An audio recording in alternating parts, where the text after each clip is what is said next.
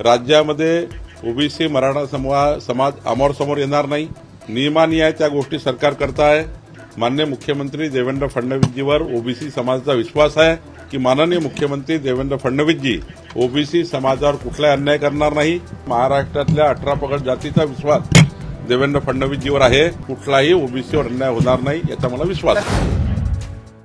आज माझ्या अध्यक्षतेखाली माननीय छगन भुजबळजी, पंकजाताई मुंडेजी, अतुल सावेजी, दत्तात्रय भरणेजी, गुलाबराव पाटीलजी, गणेश नाईकजी आमची सर्व मंत्रिमंडळ उपसमितीची बैठक झाली। या बैठकीमध्ये ओबीसीच्या ज्या 353च्या वर जाती आहेत या समाजाकरता 18 पगड जातीकरता बजेटमधनं साधारण 3800 कोटी रुपये जे मिळायचे आहे ते डिसेंबरच्या अधिवेशनामध्ये बजेटेड अमाऊंट जो आहे जवळपास 1200 कोटी तर नुसती शिष्यवृत्तीच थांबलेली आहे।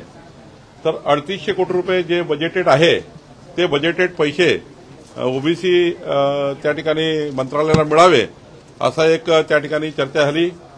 सोबतच राज्यामधल्या ओबीसी समाजाचे जे हॉस्टेल्स आहे त्या ठिकाणी ग्रंथालय आहे किंवा शासकीय कार्यालय या बांधकामाकरता एक कन्सल्टन्सी नेमून त्या ओबीसी समाजाकरता जे जागा पाहिजे आहेत त्या जागेचे प्रस्ताव जे आलेले आहेत त्या प्रस्तावाला तातडीने जागा उपलब्ध करणे हाही या ठिकाणी चर्चा झाली। तिसरं महत्वाचं ओबीसी समाजाकरता ज्या केंद्र सरकार राज्य सरकारच्या योजना आहेत त्या योजना समाजाच्या शेवटच्या व्यक्तीपर्यंत पोहोचल्या पाहिजे याकरता मेकॅनिझम तयार करण्याची चर्चा झाली। वित्त विभागाकडे काही विषय प्रलंबित आहेत त्या विषयाला तातडीने मार्गी लावण्याची चर्चा झाली। एकंदरीत जी कार्यकक्षा आहे त्या कार्यकक्षेमध्ये काय काय विषयाला समितीने काम करायचे यावर चर्चा झाली।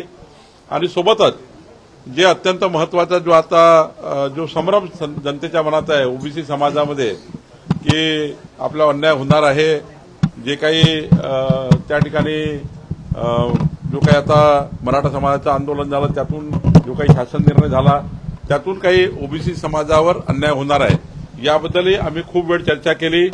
आणि या चर्चेमध्ये एकच भूमिका सर्वांची आहे की जे कुणबी नोंदी आहे त्या नोंदी जी काही जीआर प्रमाणे निघेल त्या शोधून त्या कुठल्याही चुकीच्या पद्धतीच्या नोंदी दाखवू नये।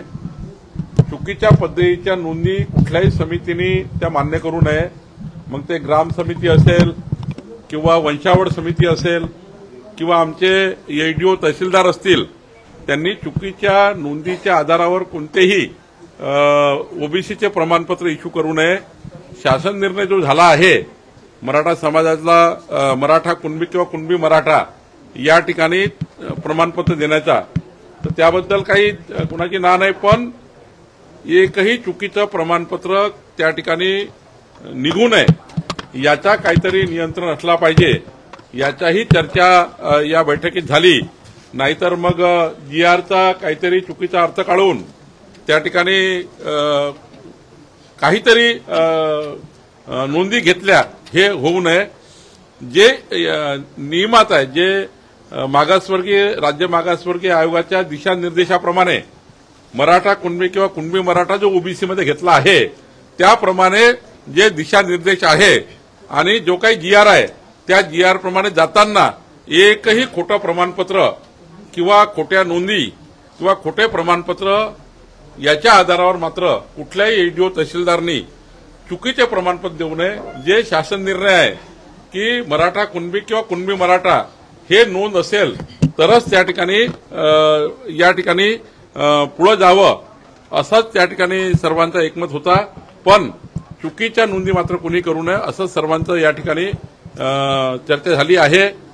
काही त्या ठिकाणी शासन निर्णयाबद्दल संभ्रम होता, त्या शासन निर्णयाबद्दल पुढच्या उपसमितीच्या बैठकीत चर्चा होईल। पण आजच्या बैठकीत मात्र सर्वांनी येणाऱ्या काळामध्ये 18 पगड जाती ओबीसी समाजाला महाराष्ट्र सरकारच्या माध्यमातून संपूर्ण न्याय मिळावा, हक्काचा निधी मिळावा, हक्काचे सर्व त्या ठिकाणी जे काही ओबीसी समाजाचे सवलती आहेत त्या मिळाव्या. आणि एक अजून महत्वाचा निर्णय झाला, अण्णासाहेब पाटील महामंडळाची जशी योजना आहे विद्यार्थ्यांना व्यवसाय निर्माण करून देण्याकरता, रोजगार निर्मितीकरता, तशी योजना ही ओबीसी मंत्रालयाने सुद्धा करावी असाही निर्णय या ठिकाणी झाला आहे. त्यामुळं राज्यातल्या ओबीसी समाजातल्या तरुण विद्यार्थ्यांना पुढच्या काळामध्ये अण्णासाहेब पाटील जसं महामंडळ आहे त्याप्रमाणे सर्वच ओबीसीचे महामंडळ या ठिकाणी तशी योजना राबवतील अशी योजना या ठिकाणी झाला आहे. पुढच्या उपसमितीच्या बैठकीमध्ये जे आज ठरलेलं आहे आणि एकदा छगन भुजबळ साहेबांच्या काळामध्ये जी उपसमिती होती, छगन भुजबळ साहेब अध्यक्ष असताना त्या उपसमितीने जे काही निर्णय घेतले होते त्या उपसमितीच्या निर्णयाचा ऍक्शन टेकन रिपोर्ट त्यांनी 12-13 निर्णय तेव्हा घेतले होते छगन भुजबळ समितीने. तर त्या समितीचा ऍक्शन टेकन रिपोर्ट आजपर्यंत आला नाहीये. त्या कुठल्या त्याच्यावर ऍक्शन झाल्या, कुठले त्यात बैठकीत जे उपसमितीच्या बैठकीत जे निर्णय झाले होते त्यावर ऍक्शन टेकन रिपोर्ट मागितलेला आहे.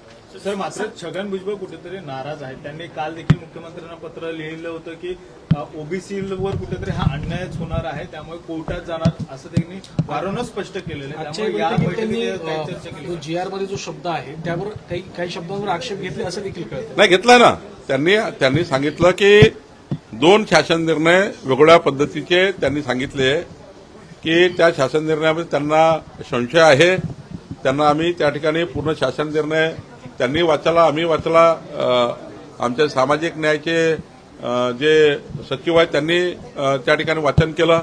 पण आमचा सर्वांचा आजच्या बैठकीमध्ये एकच महत्वाचा विषय होता, चुकीच्या पद्धतीच्या नोंदीच्या आधारावर कुठल्याही अधिकाऱ्यांनी चुकीचे प्रमाणपत्र देऊ नये.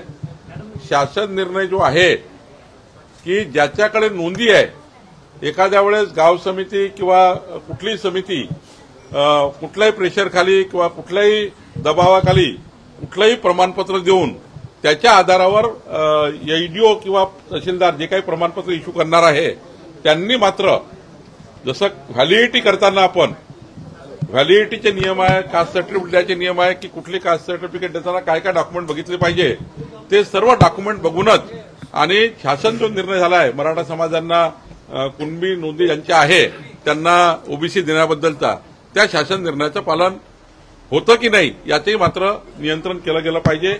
याचंही त्या ठिकाणी नियंत्रण काहीतरी झालं पाहिजे असंही समितीचं मत त्या ठिकाणी होतं. हैदराबाद गॅजेटमध्ये ज्या नोंदी नाहीत अशा मराठ्यांना सुद्धा प्रमाणपत्र द्या अशी एक नवी मागणी आता जरांगे पाटील पुन्हा. नाही, असं नाही आहे.